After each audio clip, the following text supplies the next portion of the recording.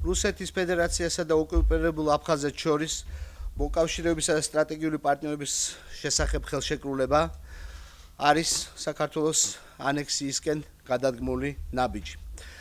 ეს ნაბიჯი სირთულეს უქმნის სამხრეთ კავკასიაში სტაბილობას და ჩიხში შეყავს ის მოლაპარაკებები, რომელიც არსებობდა რუსეთსა და საქართველოს შორის ურთიერთობის ნორმალიზაციასთან დაკავშირებით. ეს ნაბიჯი ახალ გამოწვევებს უქმნის საქართველოს. ეს ნაბიჯი ახალ გამოწვევებს უქმნის ჩვენს პარტნიორებს, როგორც ევროპაში, ასევე მთელი მსოფლიოს მასშტაბით. აფხაზეთის ანექსიისკენ გადადგმული ნაბიჯი ფაქტიურად სამხედრო პოლიტიკურ, სოციალურ-ეკონომიკურ სივრცეში აერთიანებს დამოუკიდებელ საქართველოს ტერიტორიას, აფხაზეთს და მას ფაქტიურად რუსეთის ნაწილად აქცევს.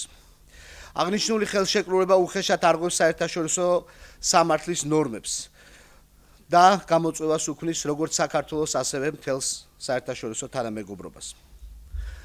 ჩვენ უნდა გავიაზროთ ის, რომ ამ საკითხზე ადეკვატური პასუხის მიღების გარეშე რუსეთის ექსპანსიონისტურ და ანტიანექსისტურ პოლიტიკას ექნება მომავალი. ამ პოლიტიკას უნდა ჰქონდეს წინააღმდეგობა, იმიტომ რომ ეს პოლიტიკა ვრცელდება როგორც საქართველოზე, ისევე მთელ პოსტსაბჭოთა სივრცეზე. ჩვენ მოუწოდებთ საერთაშორისო თანამეგობრობას ამ პოლიტიკის ირგვლივ, ანტიანექსისტური პოლიტიკის ირგვლივ გაერთიანებისაკენ. ამ თვალსაზრისით ჩვენ მნიშვნელოვანი მიგვაჩნია საერთაშორისო ფორუმებზე მასშტაბური წარმომადგენლობითი განხილვა არსებული პრობლემების და ამ პოლიტიკის წინააღმდეგ ერთობლივი ნაბიჯების გადადგმა. დღეს ჩვენ გვჭირდება ერთობლიობა, სიმტკიცე და გონიერება.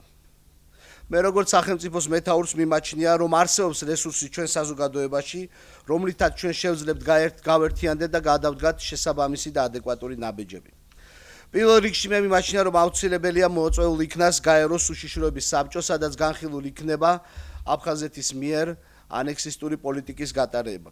აგრეთვე ეუთოს, ევროკავშირის, ევროსაბჭოს, ნატოსა და სხვა ფორუმებზე წამოწეულ იქნას აღნიშნული საკითხი. საერთაშორისო არენაზე უნდა წამოუწიოთ ის საფრთხეები, რომლებსაც ეს პოლიტიკა უქმნის შავი ზღვის რეგიონს და სტაბილურობას ევროპაში. მე მოუწოდებ ამ მიზნით გაერთიანდნენ პოლიტიკური პარტიები, სამოქალაქო საზოგადოება, კვლევითი ცენტრები, პოლიტიკური ორგანიზაციები და ერთიანად გამოვიყენოთ ყველა ის ფორუმი, ყველა ის პლატფორმა, რომლის მეშვეობითაც ჩვენ შევძლებთ რაც შეიძლება უფრო ხმამაღლა ვისაუბროთ ამ თემის შესახებ და მსოფლიო თანამეგობრობას გავაგონოთ ეს პრობლემა. მე მინდა ხაზი გავუსვა აგრეთვე იმას, რომ არსებული საფრთხეები ექმნება თავად აფხაზობას, მის იდენტობას, კულტურულ მომავალს. პოლიტიკური ძალების, საზოგადოების კონსენსუსის შედეგად, განსაკუთრებით დევნილი მოსახლეობასთან დისკუსიების შედეგად, ჩვენ შეგვიძლია გავიაზროთ და ახალი წინადადებებით ველაპარაკოთ მთელი საზოგადოება, ვილაპარაკოთ იმ პრობლემებზე, რასაც წარმოადგენს აფხაზეთი და ოკუპირებული ტერიტორიები. აქედან გამომდინარე, მე ვიწყებ კონსულტაციას არასაპარლამენტო პოლიტიკურ პარტიებთან, არასამთავრობო ორგანიზაციებთან, იმ საკითხთან დაკავშირებით, თუ როგორ ერთობლივად ვიმოქმედოთ ამ პრობლემის დასაძლევად. მე ასევე მინდა ვთხოვო საქართველოს კათოლიკოს პატრიარქს და ყველა კონფესიის წარმომადგენელს საქართველოში, რომ გამოიყენონ ყველა ძალისხმევა და მათ ხელთ არსებული რესურსი, რათა არ დაუშვან მცირერიცხოვანი ერების ასიმილაცია. როგორც უკვე არაერთხელ აღვნიშნეთ, ჩვენ ყველა უნდა გავერთიანდეთ ამ საფრთხის ირგვლივ და მე მჯერა, რომ ჩვენს ქვეყანაში არის იმის რესურსი, რომ იქნას დაძლეული ეს ურთულესი ვითარება.